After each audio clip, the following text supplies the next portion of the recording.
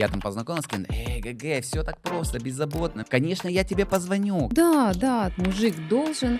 Все, давай, стоп. Не ты козел, то тогда ты коза, если ты со мной живешь. О, классика жанра.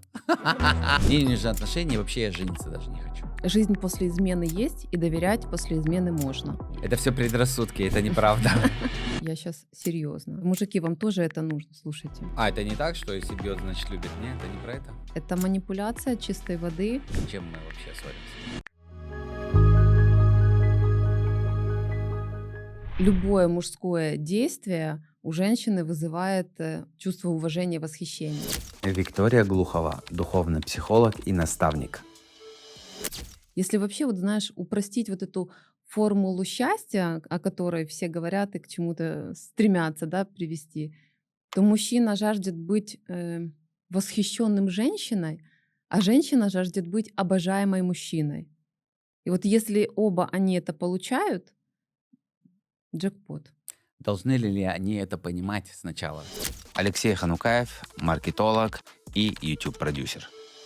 Ты знаешь, здесь опять-таки про уровень осознанности и какую-то как грамотность в отношениях, да, то есть мы же никто не проходит в школе обучения, как строить отношения, но в доступе очень много литературы, которая, ну, позволяет базово познакомиться с темой отношений. И здесь ответственность каждого. Нету такого, как должно быть. Есть открытость, если нет открытости, нет отношений. Вот я не доверяю равно тому, что отношения разрушатся. Безусловно, нужно время на выстраивание этого доверия, но без доверия ты никогда с человеком не расслабишься. Если ты никогда с человеком не расслабишься, ты все время будешь как сужать себя как личность. То есть ты, знаешь, в расслабленном состоянии мы вмещаем больше всего. А когда мы сужаемся и постоянно в опасности, не зная там, что человек выдаст, мы как ограничиваем себя, и рано или поздно это, ну, нарушает законы природы. И все события сложатся так, чтобы либо вы пересмотрели форму отношений, либо вы разошлись. То есть если ты живешь с человеком, который тебя там постоянно, не знаю, подавляет, расстраивает, постоянно М. преобладают ссоры, ну как ты через 10 лет будешь выглядеть с этим человеком? Наверно, грустно буду выглядеть, но ты знаешь, мне будет страшно, а что подумают другие про меня, про нас, ведь мы разойдемся, или я как женщина буду никому не нужна, и я как мужчина буду думать, а что подумают обо мне другие, ведь, ну, знаешь, как это бывает, вот Ну, конечно, знаю. давление общества, давай это будем так называть. Нам кажется, что про нас будет там говорить что-то или там, Вот не знаю. кажется здесь ключевое. М, Потому что люди очень коротко поговорят, еще раз забудут. м. Вот это про желание жить свою жизнь, а не жить в ограничениях. В этом и есть суть развития личности. То есть выйти за пределы своих страхов. И ну вот даже себе ответь на вопрос, окей, соседи поговорят о том, что там они разошлись. А представь себя через 5 лет а, счастливым, с новым партнером и своего там бывшего партнера тоже, с другой партнершей. Вы где-то встречаетесь, не знаю, на Майами бич, и вообще вы цветете, пахнете, вы богатые, успешные. Ну, Ну, если бы тебе и такую картинку и показали. задаете себе такое: "Чё, попробуем еще раз?" Все получилось, теперь можно обратно, да? Не, я шучу. А, Ну, то есть, почему бы вот так вот не посмотреть, понимаешь? То есть, вот стакан наполовину пустой или наполовину полный? м.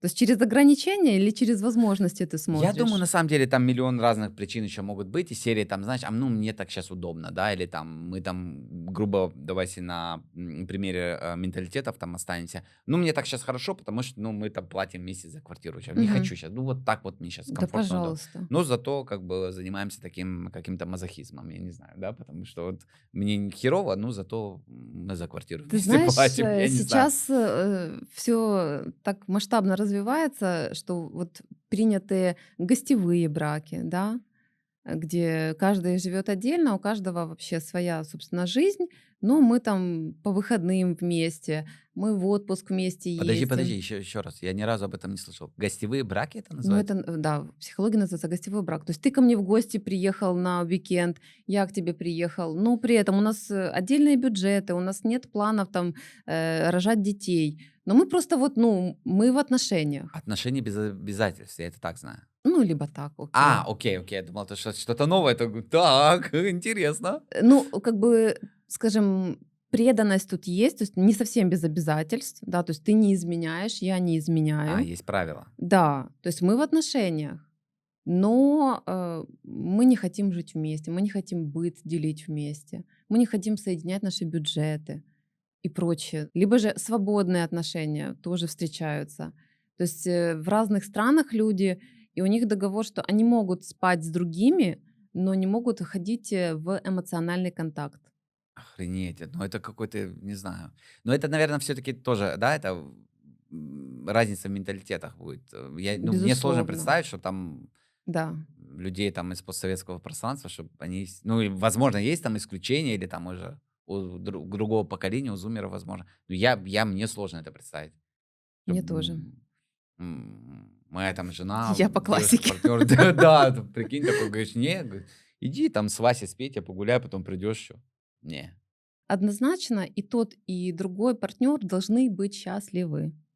И вот если они счастливы как личность изначально, и при соединении, знаешь, не две половинки соединились, а соединились два целостных человека и создали совершенно другое поле любви.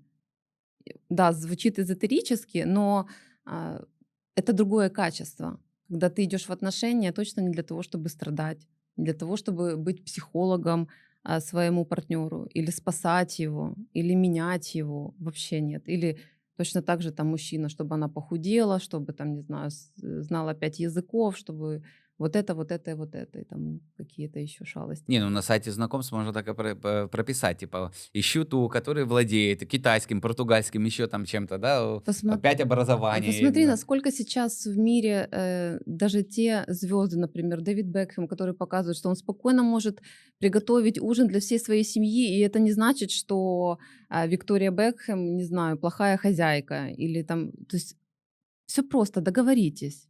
А для того, чтобы договариваться, нужно быть честным. А для того, чтобы быть честным с партнером, нужно быть честным с самим собой. А вот здесь уже вопросики. Людям страшно смотреть в свою теневую сторону. Все хотят быть идеальными, все хотят всем нравиться. И это уже больше про наши травмы, да? Хотя бы быть угодными, удобными, чтобы... Подстраиваться друг под Да, друга. да. А мы же никто не идеален. М. И если каждый скажет, послушай, вот мне здесь нужна твоя помощь, а мне здесь твоя помощь нужна, давай договоримся, давай попробуем. Не факт, что получится, но давай попробуем. И это уже компромисс, это мы уже идем навстречу. Ну, ты понимаешь, насколько нужно быть осознанным для того, чтобы вот так вот вести диалог, Чтобы догадаться до этого вопроса, а не убить сразу просто. да, не убить сразу или вообще, я не знаю, там, начать с каких-то там претензий. Потому что, ну, Это же потому что ты все должен, святое. Ну, да. потому что ты должна и ты должен, и сразу идет, знаешь, игра в горячую картошку. Ты мне бросаешь, я тебе. Вот ты здесь не такая, я здесь не такой. Все же ссоры начинаются из одной причины, а заканчиваются совершенно другим. И уже никто не помнит, с чего началось. О, классика жанра. Потому что там уже Классика. понеслось как лавина. И поэтому очень классная есть техника для конфликтов в паре. Это слово "стоп". Вот М. когда уже несется, и ты понимаешь, что в принципе уже здесь эмоции преобладают над разумом, просто, ну не знаю, какое-то придумать слово, вдвоем придумать слово, где оба остановились, разошлись, кто-то пошел, не знаю, на свежий воздух, кто-то поднялся в другую комнату, но вышли из этого пространства для того, чтобы просто дальше не насыпать боли друг другу, которая потом переваривается и забирает очень много жизненных сил. Ну да, это же все накаляется, и там может вообще страшным делом закончиться. Во-первых, нужно иметь столько опыта или быть таким осознанным, сказать, что, эй, давай вообще, в принципе, договоримся с тобой на каком-то стоп-слово. И потом еще во время, когда у тебя вот это кипит все, там еще остановиться и сказать, эй, все, давай, стоп. да, давай иди ты покури, я пойду еще там куда-то. И только потом, когда мы остынем, мы встретимся и еще раз это обсудим. Ну, дай бог, чтобы все больше пар приходило к проживанию именно такого качества конфликтов, потому что это важно, потому что нет отношений без ссор. Это невозможно. М, Ссоры — это неотъемлемая часть развития пары. м, Неотъемлемая. И это нормально. Вопрос, как мы проживаем ссоры. И второй очень важный момент, я часто об этом говорю и с клиентами, и в соцсетях, о том, что ссора имеет начало, ссора должна иметь завершение. И критерий завершения ссоры — это обоим стало легче. То есть не то, что я прав или ты прав, да, вот там вот эти. Нет. Мы хотим быть вместе. Нам важно вообще, кто там, ты был неправ, окей, я погорячилась. Вопрос то, что мы это прожили, разобрали, да, ну, чтобы не повторять одни и те же истории. Но дальше мы спокойно обнимаемся, спокойно целуемся, спокойно занимаемся сексом и не обижаемся друг на друга. Понимаешь? Получается, есть правило, как нужно правильно ссориться? Я правильно тебя понял? Как нужно проживать эти ссоры? Да, ну, конечно, безусловно, важно первое выговаривать. Вот все проговаривать своевременно. Вот если чем раньше ты начнешь, тем меньше ты будешь включаться в ор и обвинения.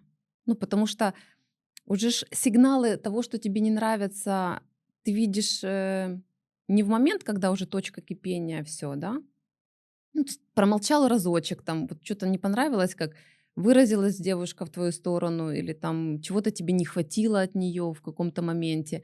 Ты промолчал, еще раз промолчал. Ну, а потом, когда она это сделала там 5-й раз, у тебя уже занавес антракт, и начинается прям ссора-ссора.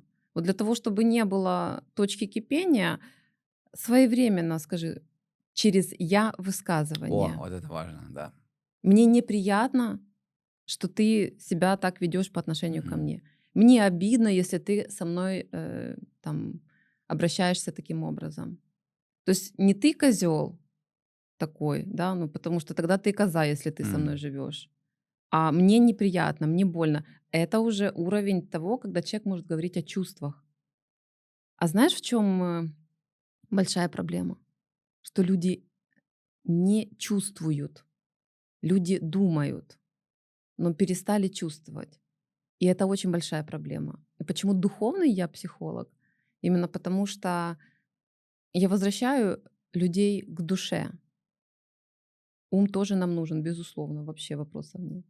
Но идентифицировать свои ощущения внутри, а потом еще делиться с этим с партнером, это очень важно. То есть сначала нужно заняться собой, разобраться, что я хочу, что я чувствую. Да, Лёш, ты понимаешь, что мы не можем человека познакомить с собой, если мы себя не знаем.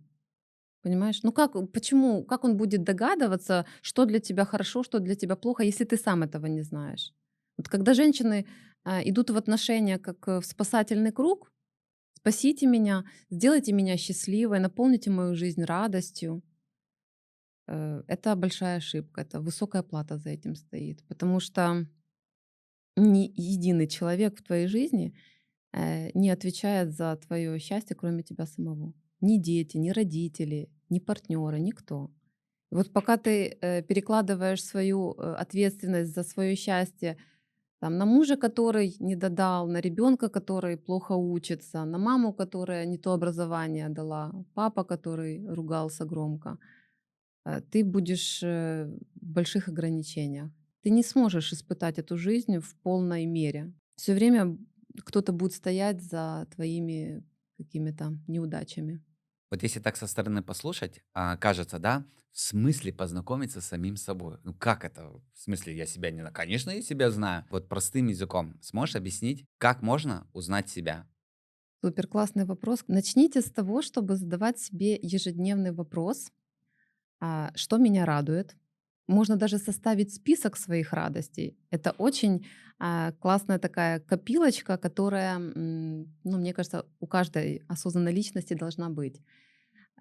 Обращайте внимание в течение дня, в каких состояниях проживаете день. Не о чем вы думаете, А вот на уровне ощущений внутри, то есть я в течение дня была грустная, я испытывала безразличие, я была злая, я была обиженная, я была спокойная, мне было радостно, я была такая благодарная.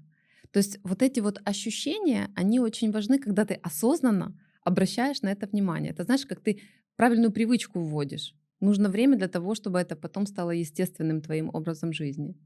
И когда ты в конце дня можешь даже себе записать, там, в понедельник я была там весь день, там, 80% дня обиженная, во вторник злая, а в среду там безразличная, ну и так далее, то за неделю ты реально увидишь картинку вообще, в каком мире ты живешь.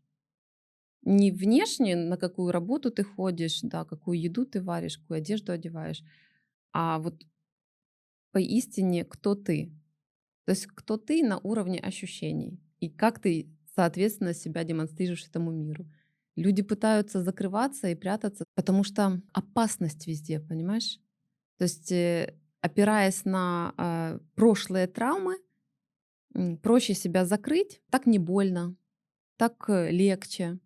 И не нужно интересоваться собой. Когда ты остаешься один, есть разница уединения или одиночества. Да? Одиночество это когда пустота внутри, а уединение это когда наполненность. То есть у тебя все хорошо, но ты понимаешь, что у тебя есть потребность просто побыть в том или ином состоянии, там, либо с фильмом, либо с баней, сауной, с медитацией, с пешей прогулкой. Но тебе неплохо. То есть в уединении я есть у себя. В одиночестве меня нет у себя. И я судорожно пытаюсь эту пустоту кем-то заполнить. И это очень чувствуется. Не помню эту книгу, вот сейчас у меня с названиями и именами вопросики.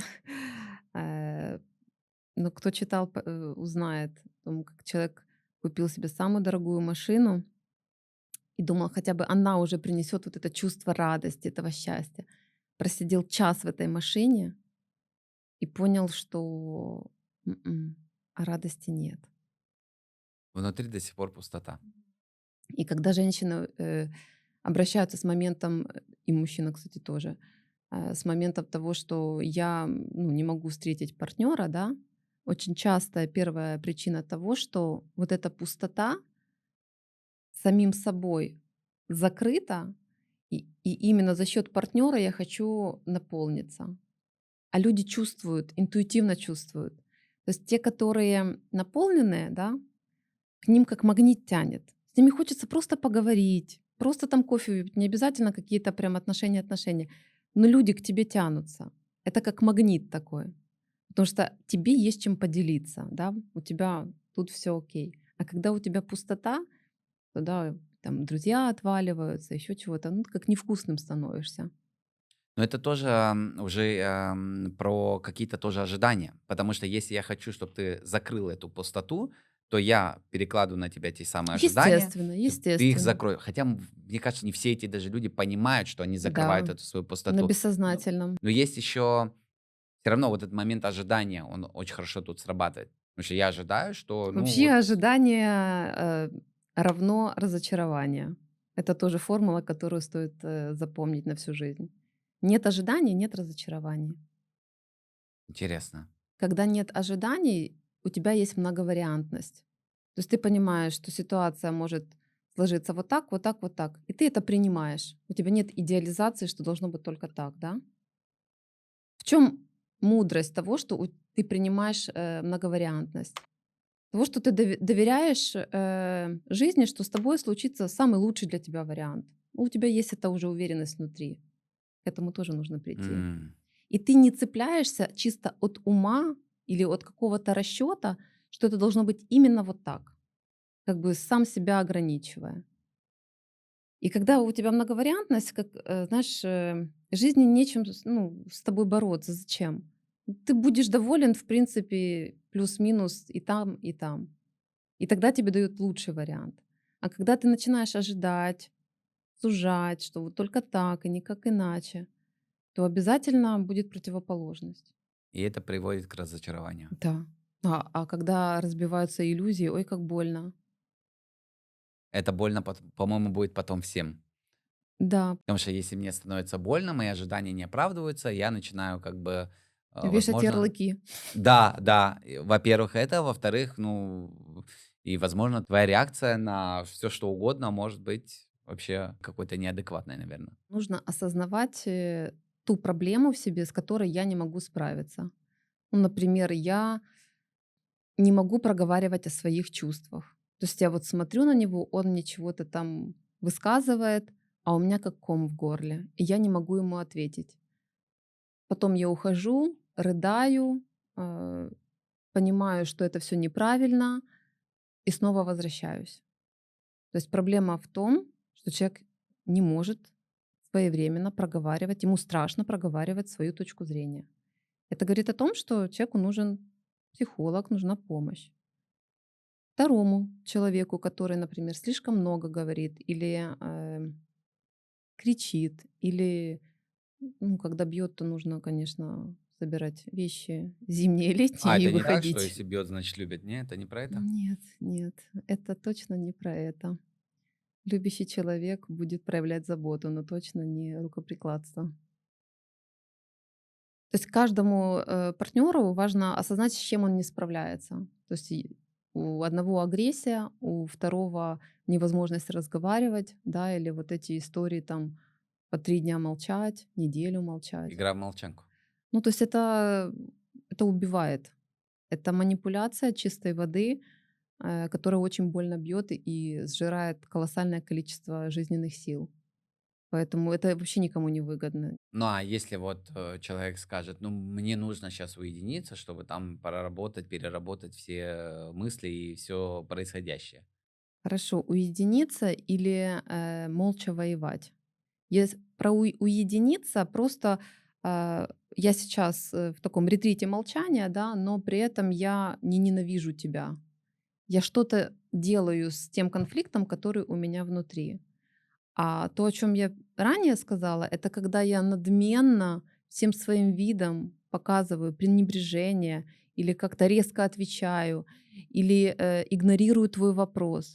То есть если ты в уединении, да, тебе нужно время, а человек спрашивает о каком-то, ну, там, общем вопросе касательно ребенка, дома, а ты не отвечаешь, то это не про здоровое уединение. То есть сразу прощупывается, когда ты взглядом убиваешь или когда ты взглядом любишь.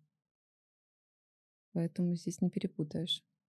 Ну, это, наверное, еще и про, то, что можно поставить в целом вопрос, при каждой ссоре, да: зачем мы вообще ссоримся? Мгм. Чтобы что?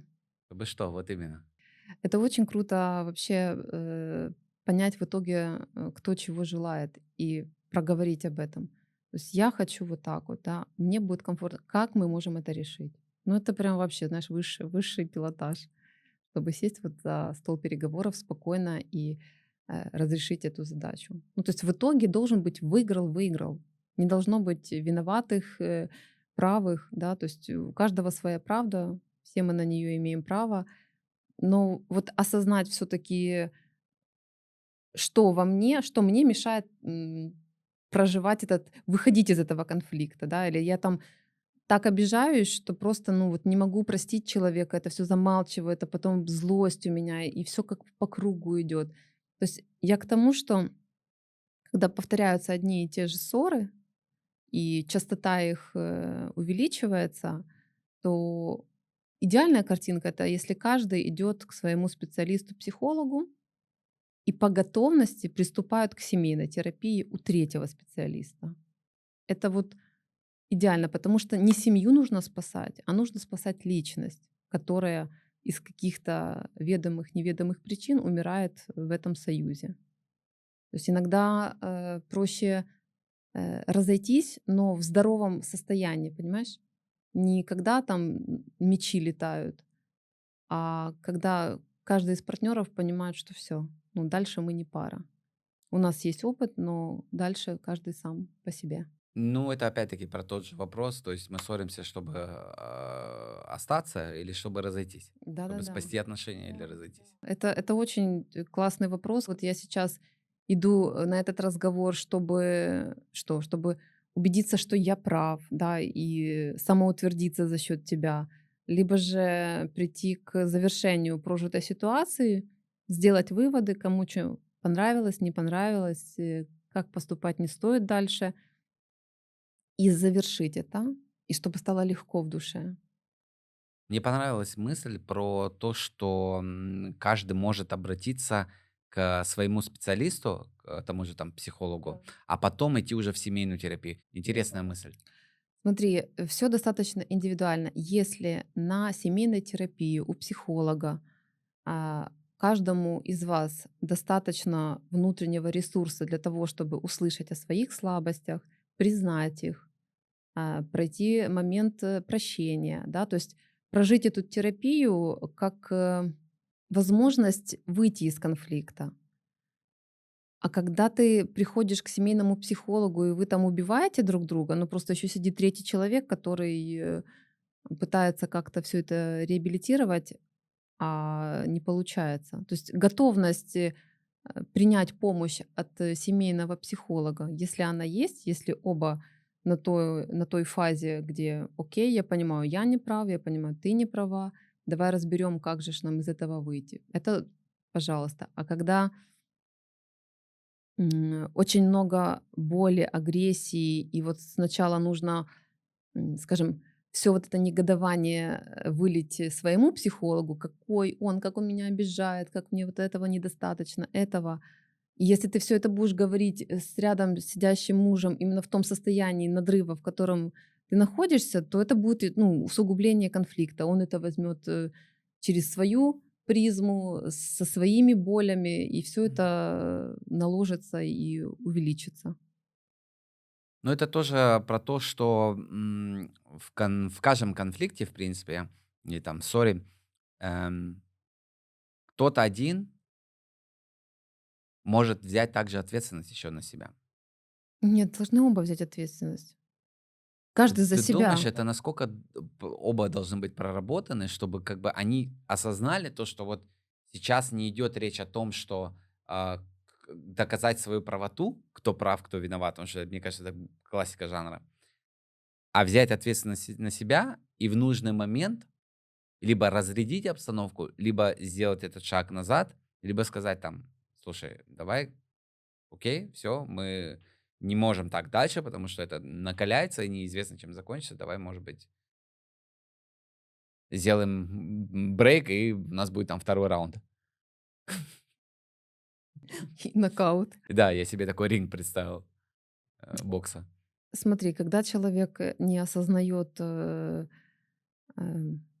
глобальность вообще своей личной ответственности за участие в этих отношениях и конкретно там в каком-то конфликте, а его, условно говоря, за уши притянули к семейному психологу, потому что вот она такая вся осознанная, а ему вообще вот эта вся история Филькина грамота. Будет ли там результат семейной терапии? Нет. А когда мужчина понимает, что я не хочу терять ни ее, ни семью, и я сделаю все от себя возможное, даже, может быть, то, что я никогда не делал, и мне это не свойственно, но я рискну, да, и пойду. Ну вот через осознанность, то есть я хочу это. Если я не хочу это, смысла нет, не будет результата. Невозможно помочь человеку, если он не осознает своей проблемы. Невозможно вылечить алкоголика, если он не признает, что у него есть эта зависимость.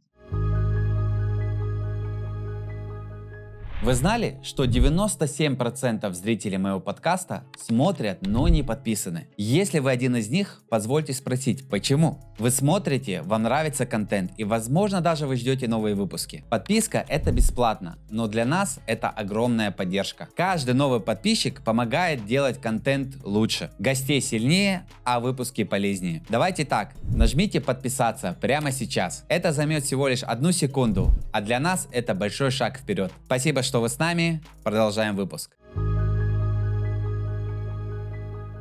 Я слушал пару твоих подкастов в твоем телеграм-канале. Мне они очень понравились, наверное, именно потому, что ты как будто бы стоишь на стороне мужчин. У тебя вот такая вот изюминка, и она мне понравилась, потому что, ну, это редкость. И ты за счет этого через призму мужчины вещаешь как будто на женщин.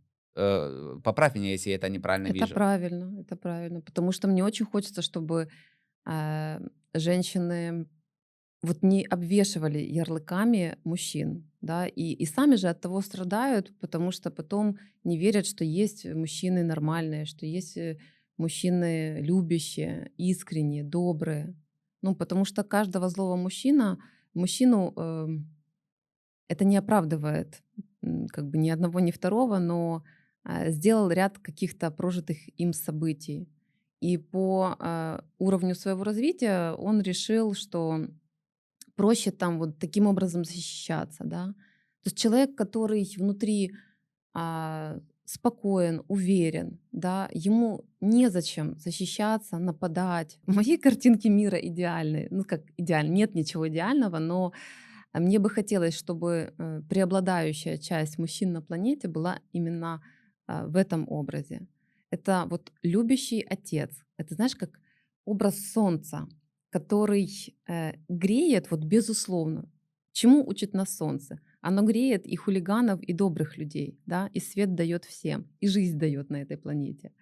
И отец это как вот теплое солнце, почему-то, да, вот даже идет слово отец, там, а не муж, не просто мужчина, который пришел, да, он с работы, у него там куча своих каких-то дел, а тут дети, уроки какие-то, а тут, не знаю, жена тоже со своими какими-то там вопросами. Но у него хватает внутреннего ресурса просто подарить им тепло, понимаешь? Это настолько ценно, мужское тепло через доброту. Потому что больше как-то у женщин, к сожалению, опять-таки из прожитых опытов, как больше агрессии, да, что мужчины агрессивные, что мужчина может обидеть. Ну, к сожалению, так исторически и так складывается. Но вот этот вот идеальный образ мужчины, он все-таки про вот силу духа. А сила духа заключается в том, что я даже на жену могу посмотреть как на ребенка в правильном смысле, да, когда она там жалуется, что у неё там на работе что-то не получилось или еще чего-то, да, и тебе просто нужно ее послушать, ты понимаешь, что не надо ей ничего советовать. Ее Мгм. просто нужно послушать, подойти, обнять, сказать, что ты ее любишь и что она самая красивая, и вот она совсем справится, а если не справится, то я тебе помогу. Все. И это сложно? Нет, это не сложно только тому, кто на уровне своего духовного развития пришел к состоянию, знаешь, я готов делиться, у меня есть чем поделиться. Ну, это тоже путь, скажем, непростой, потому что мужчины тоже имеют куча своих порезов, своих шрамов, опытов, и начиная родом из детства, безусловно. Ну, это опять-таки тоже про те же, что я, или если у меня там есть мужчина, я знаю, что он будет мне должен, например, да, либо меня там выслушать, либо меня там пожалеть, либо меня, не знаю, там поддержать в чем-то.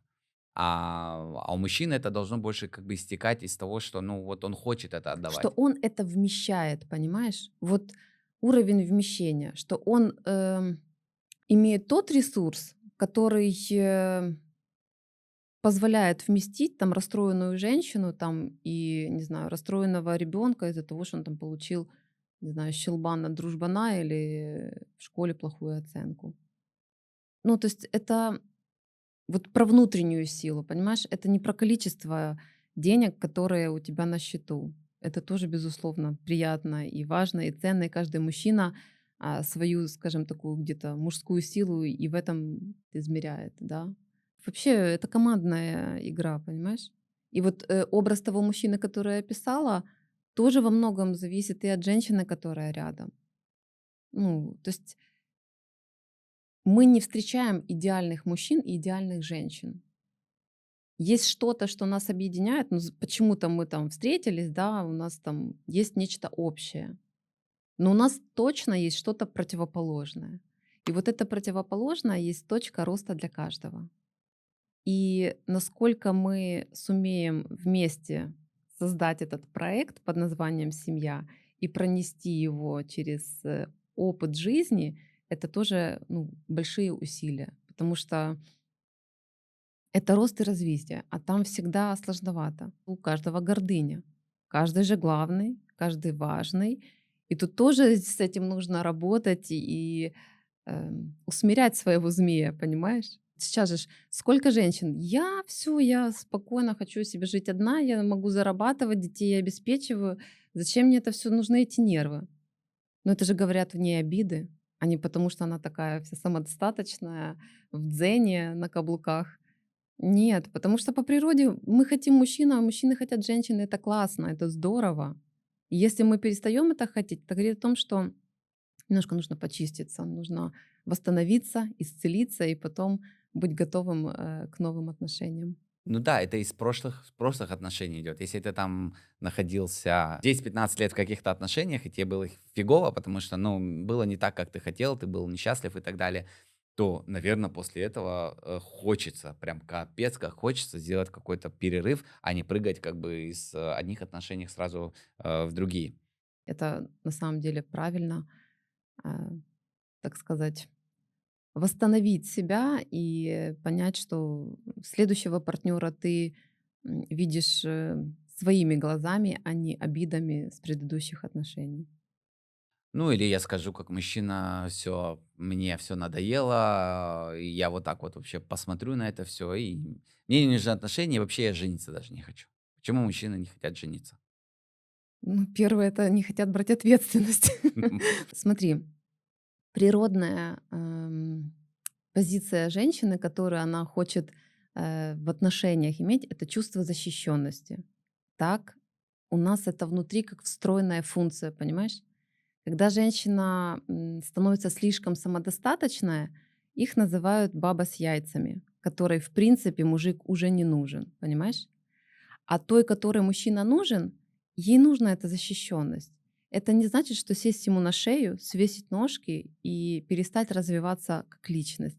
Нет, это значит, что у тебя есть рядом человек сильнее тебя, реально сильнее духом, сильнее физически, и ты с ним можешь разделять свой путь развития. То есть вот здесь про обоюдную сторону.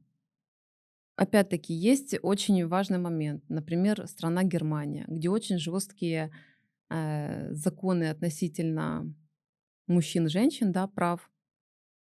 И здесь мужчины прям перепуганные все от того, что ну, бракосочетание, союз официальный — это все голый, босый, без штанов. То есть там уже о счастье вообще никто не думает. Там уже видят цифры, которые я уже должен платить. И, ну, пока это есть, вот не надо жениться, честно. Хорошо, нет, у нас любовь, все классно, все здорово, но мало ли что, давай на всякий случай составим с тобой брачный договор, там все будет четко прописано, как и что. Это же тоже уже, когда ты видишь какие-то риски наперед. Смотри, я думаю, что здесь, как и в любом вопросе, мнения разделяются, да. Я не могу говорить, как правильно или неправильно. Я считаю, что это очень индивидуально, и каждый принимает решение от себя. Но изначально, когда ты заходишь в союз с человеком, опять-таки, это вот про это доверие, которое я сказала, что без доверия очень сложно. И ты начинаешь перестраховываться и просчитывать уже там потери, которые ты можешь нести в этом во всем, может, стоит подождать, ну, еще пожить с человеком, присмотреться. Ну, никто ж там не гонит никого. Для того, Ну, чтобы давление со стороны общества, типа надо, давай. ну, вот отодвинуть — это тоже созависимость, еще тот блок работы над собой, потому что люди поговорили и забыли, а ты живешь свою жизнь. Они не помнят, что вчера на завтрак кушали, а о тебе завтра вообще забудут. А какое-то словечко бросить, от которого ты там ночами не спишь. В моем первом браке на каком-то этапе мой экс-муж предложил брачный договор. На этапе нашего развода он очень сильно пожалел. Но я считаю, что жадный платит дважды. Безусловно, в отношениях изначально кто-то там богаче, у кого-то больше денег, у кого-то меньше. Но в жизни все переменчиво. Ну, если ты видишь, что твой человек смотрит с тобой в одну сторону, у вас общие ценности, и вы оба развиваетесь, Заработать денег намного проще, чем заработать доверие и создать общие ценности. Понимаешь? То есть это про поддержку друг друга. То есть мы друг друга Безусловно. поддерживаем. Мы друг друга поддерживаем, мы не обманываем, мы не предаем друг друга, мы не манипулируем, мы не играем в какие-то устрашающие игры, понимаешь? А мы доверяем, да, это может звучать сейчас как-то очень э, в розовых очках, но это возможно. И, безусловно, к этому приходят люди не там, за месяц встречаний и даже не за год жизни. Но если тебе прям очень страшно, что э, я там отберу у тебя твои материальные средства какие-то, ну а каких, ну для меня это вопрос отношений. Ну, то есть ты мне абсолютно не доверяешь, ты меня не знаешь, ты перестраховываешься. Я не о том, что все должны мыслить, как мыслю я. Если оба партнера говорят, слушай, мне так спокойно, я так хочу, а, и второй соглашается, почему нет? Создавайте контракты, ищите людей с общими ценностями. Тогда вам не нужно будет объяснять какие-то простые вещи друг другу. Вы будете на одном языке разговаривать. И все. Ну, это же тоже про немножко вместе развиваться. То есть можем ли мы развиваться вместе, если у нас есть какая-то база, или если этой базы нет, то мы можем и, ну, нам будет сложно тогда развиваться.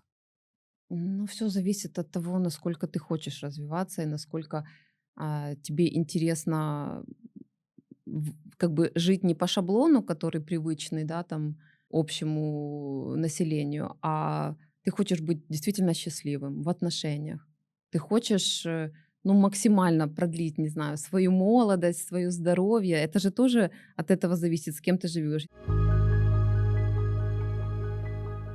Вы эксперт, предприниматель или блогер? Готовы рассказать свою историю? Тогда давайте запишем подкаст. Я приглашаю профессионалов из разных сфер, с которыми мы ведем честные, глубокие и интересные разговоры. Это возможность раскрыть свой опыт, поделиться своими знаниями и показать себя новой аудитории. Мы записываем подкаст в удобном формате, где все настроено для качественного разговора. После записи моя команда делает монтаж, нарезки и публикует их на YouTube и Shorts. А чтобы этот контент работал и на вас, мы отправляем его вам, и вы можете его использовать у себя. Подкасты — это отличный формат, который помогает выстроить доверие и укрепить личный бренд. Вас увидят новые зрители, а ваши идеи получат еще больше охвата. Меня зовут Алексей Ханукаев, я маркетолог и YouTube-продюсер. Если вам это откликается и вы хотите записать подкаст, напишите мне по ссылке в описании. Давайте сделаем крутой выпуск вместе. Знаешь, я всегда люблю, когда ко мне приходят специалисты, эксперты как бы в своем деле, в своей сфере, и мне очень нравится еще, когда гости делятся как бы своим личным как бы Мгм. примером, да. Ты знаешь, наверное, самый яркий пример из моей жизни — это жизнь после измены есть, и доверять после измены можно. То есть не сразу, но на это нужно время. То есть в моей истории жизни сложилось, что мой муж и моя на тот момент очень близкая подруга, мой психолог на тот момент и крестная мама моего ребенка, ну вот решили построить семью. И, в принципе, так в жизни бывает, да, можно, скажем, пережить этот процесс. Но самое сложное это было проживать войну, которую они потом в мою сторону воссоздали. То есть я стала объектом их, против кого дружим, да. И здесь больше боли мне было от предательства подруги. Ну, как-то уже предательство мужа было второстепенно. Тогда это казалась какая-то очень темная ночь, которая никогда не закончится. Ну, благо она закончилась. И после проживания таких историй ты живешь, потому что там у тебя ребенок, и ты понимаешь, что как минимум у тебя есть ответственность перед твоим ребенком. Но как потом доверять, как потом дружить, можно. И это уже твой выбор. Либо ты окрашиваешь весь мир или всех мужчин глазами одного человека, либо ты понимаешь, что это твоя история, она почему-то с тобой произошла, То есть однозначно там есть много уроков, и не была бы я тем, кем я есть, если бы я ее не прожила. Но вот выход из этого есть, и, как правило, выход из подобных историй разных это через помощь специалистов. Ну, потому что очень сложно одному а, справляться с этой болью, потому что это просто болит внутри. И ты не можешь это выключить. Это знаешь, когда м, человек умирает, да, то есть мы теряем близких, и нужно прожить скорбь. Вот ты не можешь ее проработать, отпустить, забыть. Нет, ее нужно прожить. Так и любая боль. Поэтому, когда говорят о том, что я вот прожила там измену или кто-то много измен, здесь тоже вопрос, который очень классно себе задать, который, конечно же, я не сразу задала этот вопрос. Сначала нужно человека утешить, да, вот сначала мне нужно, чтобы мне сопли вытирали и говорили, что ты самая красивая, самая лучшая, и все мне будет хорошо. И на этом этапе, в принципе, меня устраивала эта терапия. Ну а потом, когда ты уже крепче становишься, ты понимаешь, что м, а какими своими действиями, мыслями, чувствами я привлекла в жизнь вот такую вот историю. И я могу сказать, что вам изменят тогда, когда вы изменяете себе. Вот я в тех отношениях очень изменяла себе. Вот я как раз хотела соответствовать ожиданиям партнера и максимально была не проявлена. Понятно, что я это все уже сейчас такая умная, благоразумная, спустя столько лет могу спокойно говорить. Но ни одни отношения, где ты не есть настоящий, не приведут к счастливому браку, счастливой семье. И границы, личные границы как человека, так и семьи. Моя большая ошибка была, что я свою подругу, своего психолога слишком близко впустила в семью. Очень близко. И вот самое страшное было, когда э, всю мою боль и все мои уязвимые стороны, которые она знала, она, бляха, использовала против меня, понимаешь? Но вообще в жизни все справедливо, и точно не стоит останавливаться на таких мини-катастрофах. И все нам дается ровно в том количестве, в котором мы вмещаем и можем прожить. И могу сказать с уверенностью, что самая большая ценность, несмотря на то, что там тебя предают, но самая большая ценность в жизни это люди. Это самый большой ресурс, который особо ценится, особенно там за последние годы это еще больше ты это видишь и чувствуешь. Поэтому, ну вот как личный пример, наверное, самый такой масштабный, который очень меня отточил, очень много мудрости мне дал. Э, Могу сказать, что я обрела абсолютно новую внутреннюю силу и опору внутри себя, потому что ну, вот мне казалось, я без моего мужа вообще не смогу. Вот вообще, вот просто. Как-то наши отношения сложились таким образом, что мне было очень страшно его потерять.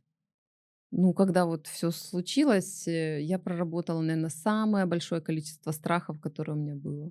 Ну, потому что я встретилась со всеми ужастиками, которые вот мне казалось: "А что если?" Теперь я понимаю, что вообще вот эта фраза "а что если бы" вот в каждой ситуации есть варианты развития, событий как решения. И любая, ситуация, она имеет выход.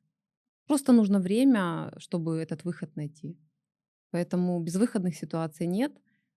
И когда встречаешься со своими страхами, потом точно выходишь на другой уровень сознания и внутренней силы. И приходит, знаешь, вот это состояние: "Ну, напугайте меня". Ты немножко затронула тему, почему мужчина, женщина и Или женщина наоборот. изменяют, или Мгм. наоборот. Давай немножко поглубже уйдем в эту тему. Мгм. Почему мужчины изменяют? Ну, у мужчин и у женщин разные причины измены. Мужчина чаще всего изменяет чисто на уровне физиологии, когда ему чего-то не хватает. Женщина изменяет, когда ей эмоционально чего-то не хватает, либо же у нее накопились достаточно обиды, и вот она идет на сторону за счастьем, где кто-то там, не знаю, залюбил ее в комплиментах, превознес ее. А мужчине проще с этим, потому что они больше это как физический процесс, скажем, и мужчины как бы и живут себе спокойно, ну сходил там, да, и потом спокойно возвращаются в семью, смотрят в глаза жене, своим детям. Ну ничего, ну так бывает. А женщине сложно.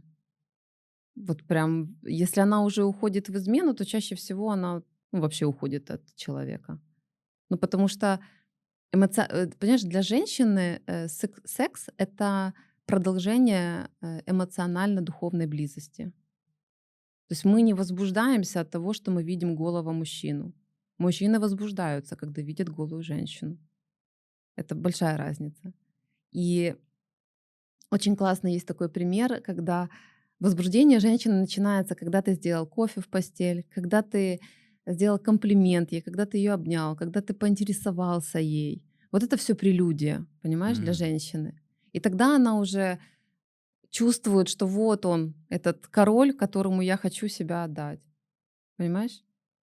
И поэтому женщины дольше раскачиваются, скажем, да, дольше у них разогрев происходит, чем у мужчины. М. Потому что, ну, соответственно, когда у пары есть эта эмоциональная близость, тогда этот секс, он может быть, понимаешь, на каждом шагу, потому что там, ну вот, есть контакт не только на уровне физики. Какие еще есть причины для измены? Помимо секса и Ну, названных. потеря связи друг с другом. Когда, опять-таки, эмоциональное отдаление, когда нету единства, когда каждый живет свою жизнь. Ну, вот ходят, возвращаются в один дом, да, воспитывают там общего ребенка, но при этом каждый имеет свои интересы, перестают интересоваться друг другом, образовываются свои хобби, кружки по интересам. И все. Ну, то есть много ума не надо, и не нужно куда-то за 3-9 земель ехать и так далее. То есть искушение есть на каждом шагу. То есть каждый ходит там на свою работу, как-то там. Вопрос доверия и близости. Ну, ради чего? Чтобы что? М. Ну, если вот ты себе ответишь: "Я изменил, потому что она виновата, что, не давала мне какую-то там интересную позу в постели". Ну, вот ты счастлив после того, что ты удовлетворил свое животное происхождение, ты получил эту позу, то есть ты готов дальше потерять все? Что на кону? Да, вот что у тя Главный вопрос. абсолютно. Точно так же и у женщины. То есть если, нет уже ценности человека, ты понимаешь, что ты готов его потерять, и то опять-таки, если нет ценности, зачем жить вместе? Ну, если вы, как бы, можно договориться, там, счета пополам, просто удобно, ну, тогда признайтесь друг другу, что вы не пара, а просто закрываете удобные для вас бытовые вопросы. Ну да, это уже про те самые отношения какими-то определенными обязательствами, уже не совсем без обязательств. Ну, да я могу тебе сказать, что, встречались в практике, да, вот истории, где женщина говорит: "Вот мы жили, жили, жили, достаточно такое длительное время уже была вот эта параллельная реальность, а потом сели вот так вот друг к другу, говоришь: ну, чё то не то уже, да?" Говорит: "Ты тоже заметила, что М. вот чё-то не то, да, уже? Секса полгода нет, что то не то, как-то вот, поговорить не о чем".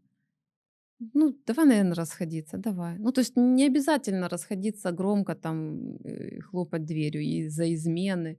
Нет, так бывает, когда люди расходятся, потому что, ну, вот их миссия уже вместе М. выполнена. Интересы разные, кто-то хочет развиваться, кому-то это вообще не нужно, и кому-то, ну, то есть мы же все время меняемся, все время что-то новое обретаем, а кто-то остается на своих позициях и имеет на это право. Вот отпустить человека тоже ж нужно иметь силу, понимаешь? Не обвинить его в чем-то, а понять, что, ну, оба. исчерпали друг друга в этих отношениях. Возвращаемся к осознанности. Ты должен быть А, на каком-то определенном уровне осознанности, чтобы сказать, да, слушай, или там также сесть, вот как говоришь, давай сядем там, поговорим. Это, ну, мне кажется, у меня нет какой-то статистики, но мне кажется, это вообще единицы, наверное. Мне проще там, наверное, изменить, чем я с тобой сейчас буду говорить здесь о чем-то. Да нормально, и так же все работает.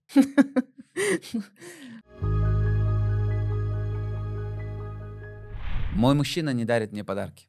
Я вот листала Инстаграм и вижу постоянно, вот у меня в ленте там девчонки выкладывают какие-то подарки, кому-то iPhone подарили, кому-то цветы, а мой мне не дарит. Супер. Я его ненавижу.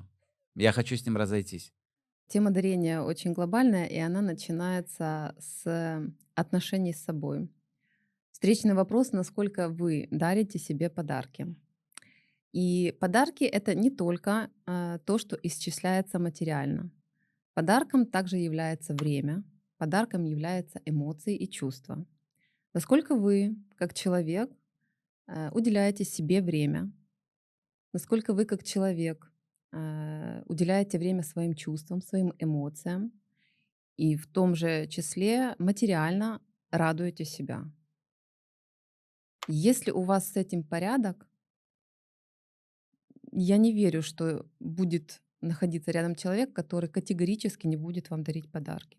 Может быть, не в том количестве, в котором ожидание, но здесь опять-таки, наверное, ж вы не один день вместе, и есть диалог, есть возможность проговаривать о том, что мне было бы приятно, если бы я получала такие-то, такие-то подарки. Вы знакомитесь с человеком, вы видите его материальное положение. Ну, невозможно требовать от человека то, что он не вмещает.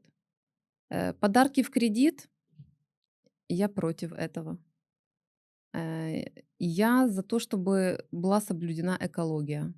То есть человеку будет спокойно. Он подарил то, что он вмещает, и тогда он испытывает максимальное чувство радости и расслабления в процессе дарения. А если он оформил кредит, он уже чувствует обязаловку, он уже чувствует напряжение, и для него сам процесс дарения уже становится напряжением и чем-то нехорошим. Если я еще ни разу такое не слышал, там, войти в какой-то в кредит, чтобы сделать какой-то подарок. Но, предположим, это случилось, и я могу себе представить, то есть первое, что пришло мне в голову, почему человек пошел вообще на этот шаг, потому что, возможно, он оказался под давлением своего партнера, потому что вот так вот сильно хотелось ему как партнеру Угодить. угодить, да, потому что, ну вот, хочет человек, ну, надо что-то делать, хочет Понимаю. вот такой вот подарок, не понимая, что, возможно, даже это я не потяну чисто финансово, Мгм. да, но вот, чтобы угодить, я готов вот сделать такой вот поступок. Смотри, здесь мне хочется вот подняться выше. Не только тут будет тема дарения затронута в этом ответе, а и несколько выше. Я рекомендую каждому первому человеку задавать себе очень простой вопрос. Я это действие делаю от любви или от страха?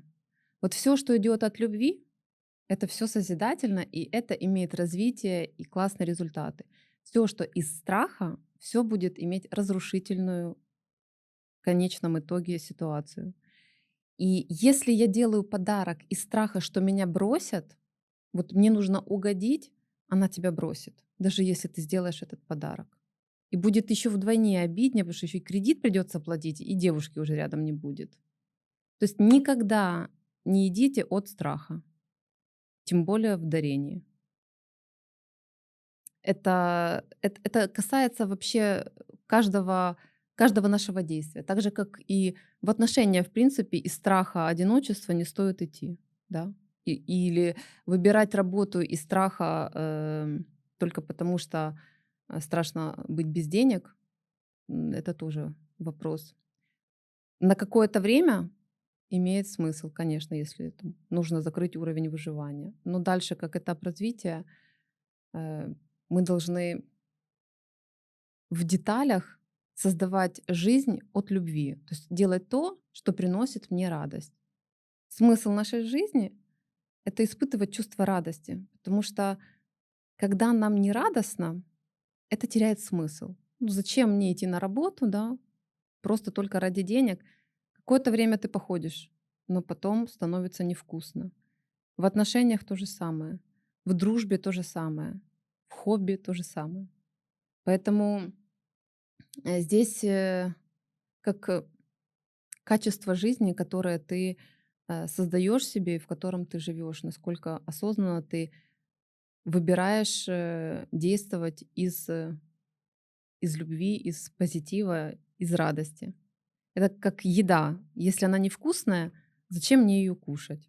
Так и жизнь. Если она невкусная, зачем мне ее жить? Только если я на какой-то диете или на ПП, придется невкусную И еду. то, ты же понимаешь, я начинала с фудкоучинга и М. составляла рационы, и очень детально изучала эту историю. Там во всем все равно лежит психология.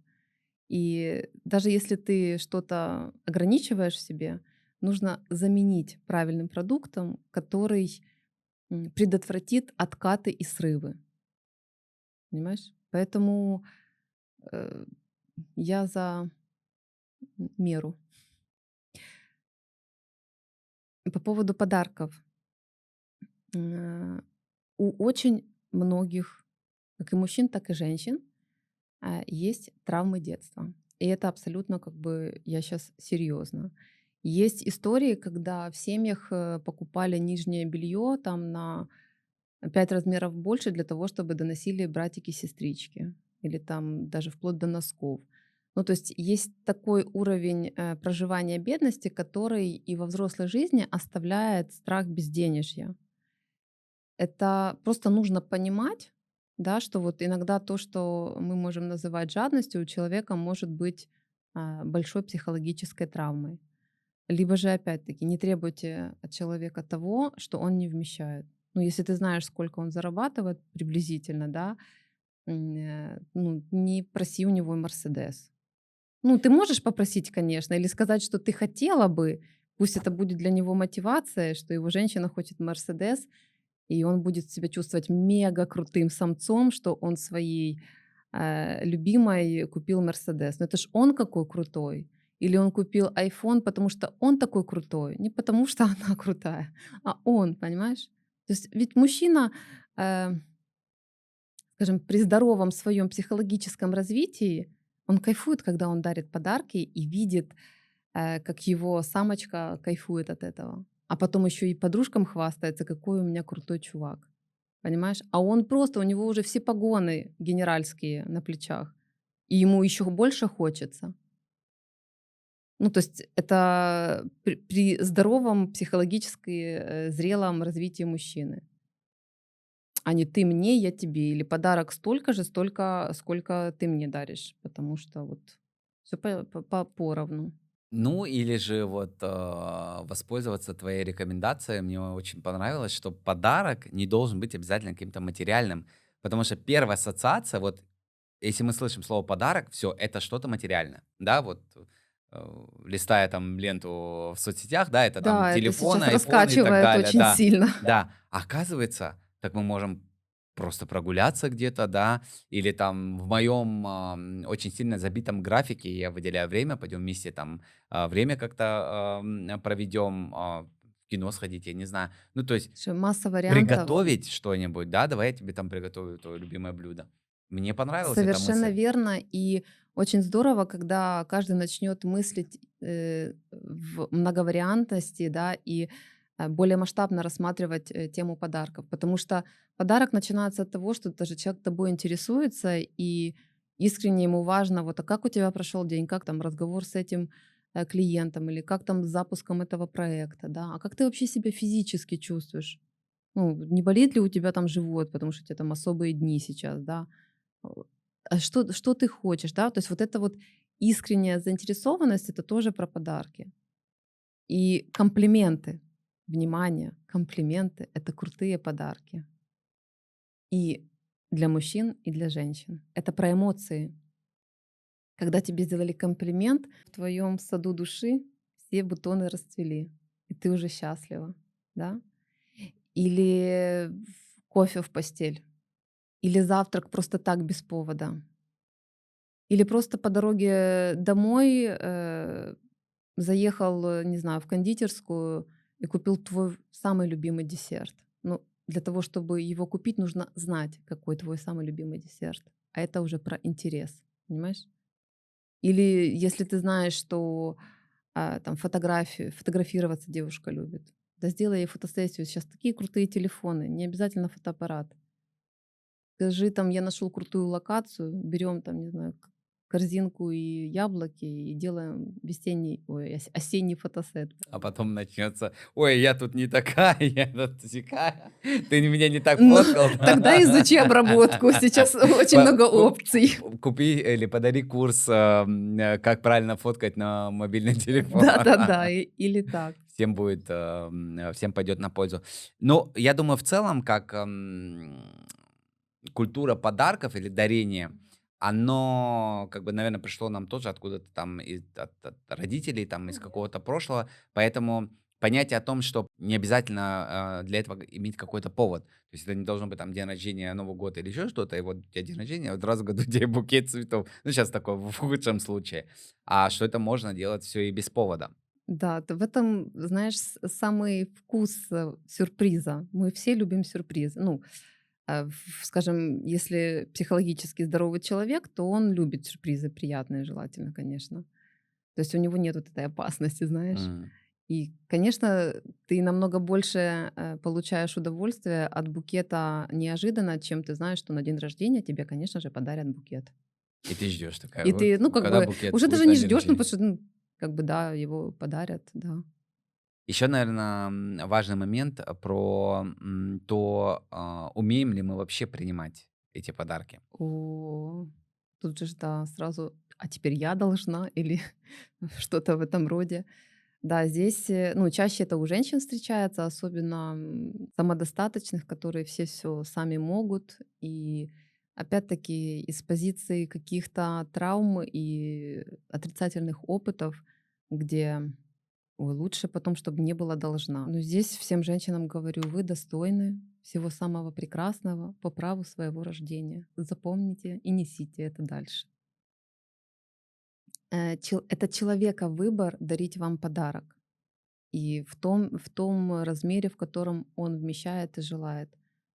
Это ваш выбор принять с благодарностью. И вот очень важный момент, ключевое чувство благодарности. Если нет благодарности за маленькие, мелкие, бытовые какие-то процессы, не ожидайте от жизни большего. Вот будьте благодарными и настолько уже проверено на опыте, если ты живешь в этом потоке благодарности, если ты искренне это ощущаешь, то жизнь тебе предоставит подарки совершенно от неожидаемых тобой источников. Например, к тебе может подруга с цветами прийти, соседка с цветами, да, ну то есть не обязательно только твой мужчина должен тебе цветы вот так вот дарить, да, или там еще какой-то подарок. То есть жизнь найдет сама тот вариант, как лучше тебя удивить. То есть не сужайте свою радость только в разрезе «он должен». Давай поговорим о мифе, о том, что мужчина должен делать подарок, а женщина только их принимает. А вот женщина нет. Потому что если мы часто говорим в отношениях про подарки, то в первую очередь мы ожидаем, что мужчина подарит нам какой-то подарок. Ну, это какая-то навязанная модель. Не должен мужчина, а женщина не должна. Нет. Это же один из видов заботы. Ты проявляешь через дарение. Любящая женщина всегда захочет подарить подарок. Ну, это естественно, как мне кажется. Кто-то может поспорить или пишите в комментариях, если я ошибаюсь. Все такие, Я он должен, он должен. Он тоже человек, и он тоже желает, чтобы о нем позаботились. Просто опять-таки баланс, понимаешь? Когда идет вот этот перекос, кто-то кому-то все, а кто-то ничего. Естественно, рано или поздно возникнут вопросы. Либо же давай так приземлим это на такой материальный мир. Ну, женщина в декрете, там, например, не имеет свой источник доходов, да, мужчина зарабатывает. У нее есть доступ к банковской карточке, или там лежат деньги в конверте, из которого она может спокойно взять, да. И тут вопрос, опять-таки, кто-то может сказать, ну это же за его деньги куплено. Нет, ребята, это же ее инициатива, это ее время, она вкладывает туда свой ресурс. То есть не просто как бы так вот пусть будет. А когда этот даже момент сюрприза какого-то, пусть он будет там не особо материально затратным, но это какой-то процесс, который она готовит. Не знаю, может, она картину пишет для своего мужа и посещает там курсы художников. Или там она, не знаю, песню хочет записать для любимого, да, или танец какой-то там станцевать, например, да.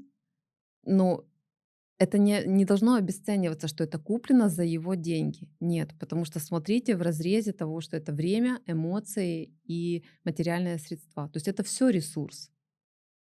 И поэтому все согласно возможности. Ведь есть моменты или этапы у каждой пары, где кто-то зарабатывает больше, кто-то зарабатывает меньше. Да? Ну, то есть какие-то проседания там в бизнесе или какой-то там проект, который закончился, новый еще не пришел. И ну, сегодня она там может вложиться в подарок, ей комфортно это. Вот про уровень комфорта и радости. То есть когда мы опять-таки из страха, да, чтобы задобрить, чтобы себе какие-то баллы наработать через дарение, это все не работает. Это все обесценится, и даже спасибо не скажут. Еще скажут, что мало. А когда это из чувства, вот, блин, мне кайфово тебе подарить. Вот я хочу, там, не знаю, эту запонку за такие-то деньги, потому что вот, ну, я знаю, что ты точно от этого кайфанешь, и каждый раз, когда ты будешь ее одевать, ты будешь чувствовать себя королем, а я еще больше буду кайфовать от того, что ты кайфуешь, понимаешь? Вот когда вот взаимные кайфушники включаются, это круто, а не расчет, где так он мне подарил вот столько раз, значит, я не перехожу режим. Если подарок не подошел, то могут и поссориться, наверное.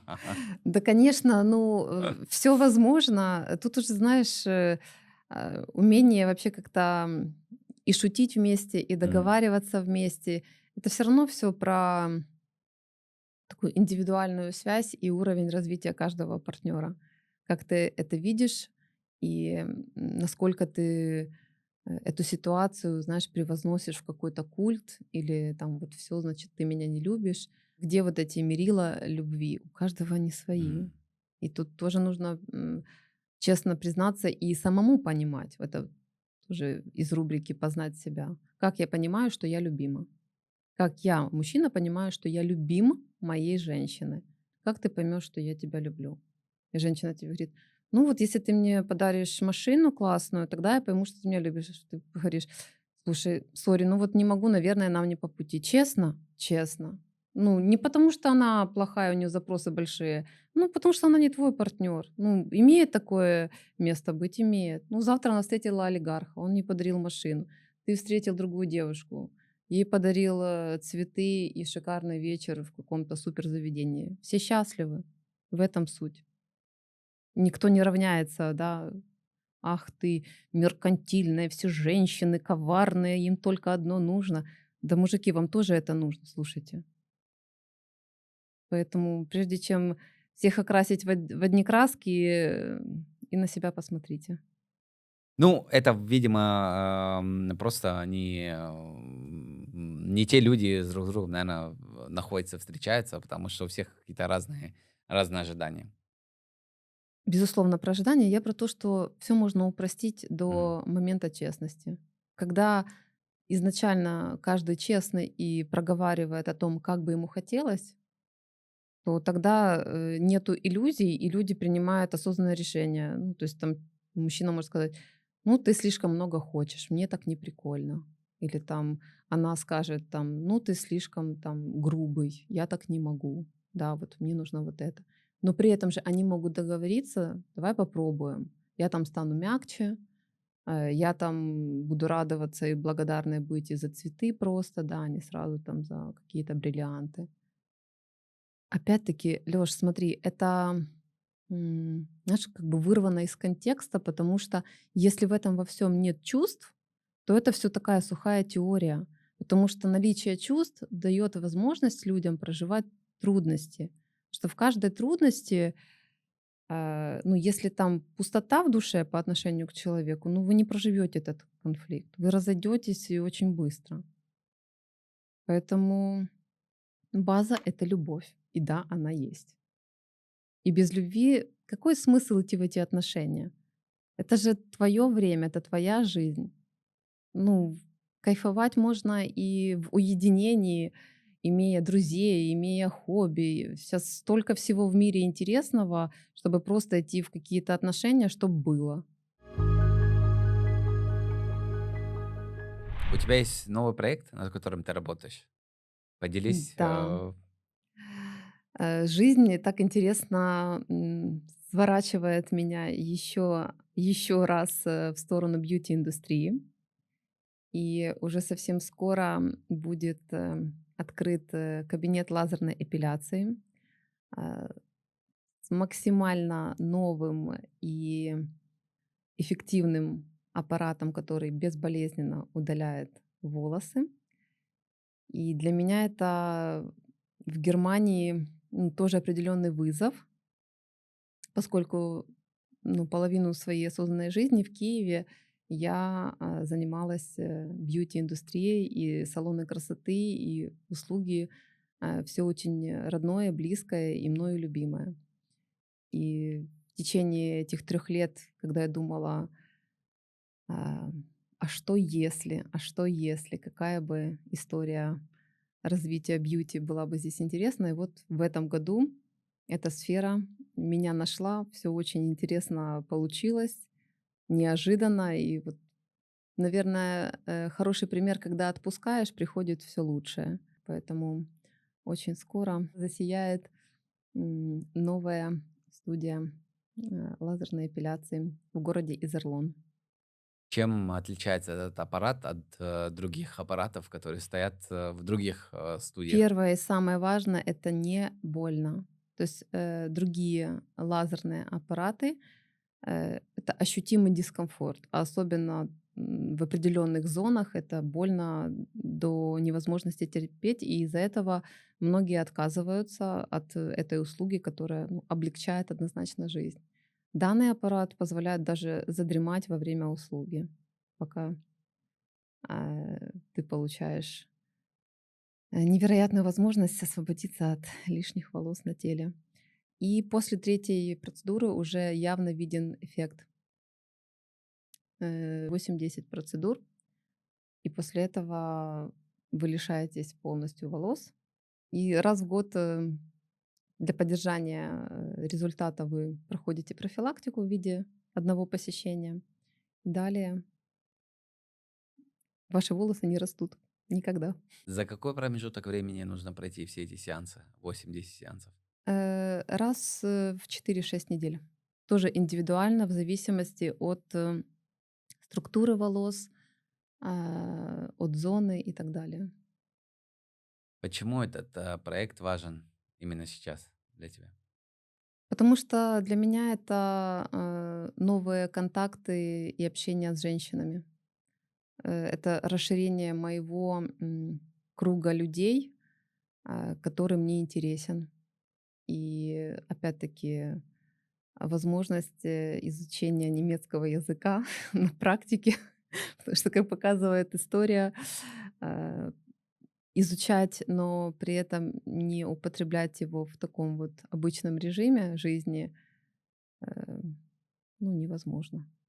Ну и плюс, наверное, аудитория, которая будет туда ходить, она, наверное, как-то пересекается еще и с твоей другой деятельностью. Для меня это вообще то количество услуг, которые можно дальше предлагать женщинам, куча идей. Начиная от ретритов, продолжая психологическими играми и так далее. То есть есть почва для развития. Конечно, я верю, что этот проект откроет для меня новый круг людей в Германии, и дальше вообще будет что-то новое, то, о чем сегодня я могу даже не знать. Просто очень хорошее ощущение и такое как предвкушение. Получается, что в будущем, возможно, мы сможем от тебя ждать вообще совершенно другие проекты. Я очень надеюсь тоже на это, потому что женщины хотят быть красивыми, здоровыми и физически, и психологически, вдохновленными, любимыми. Я вот за комплексный подход. Знаешь, когда ты внешне очень классно выглядишь, у тебя все супер, это здорово. Но прекрасно, когда у тебя при этом очень сбалансированное внутреннее состояние, и ты искренне получаешь удовольствие и радость в каждом дне. И оцениваешь, конечно, и свое физическое здоровье, и красоту, и так далее. Но я вот за баланс соединения и физического, и психологического. Я считаю, что мы очень детально даже разобрали такие самые часто задаваемые, наверное, даже вопросы у многих на тему отношений. И также ты очень классно раскрылась. Спасибо, мне было очень приятно. Я искренне и от души отвечала на каждый вопрос. И спасибо тебе за возможность. Мне все понравилось. Всё? Ставьте лайки, подписывайтесь на наш канал Да, это тоже и важно. пишите комментарии.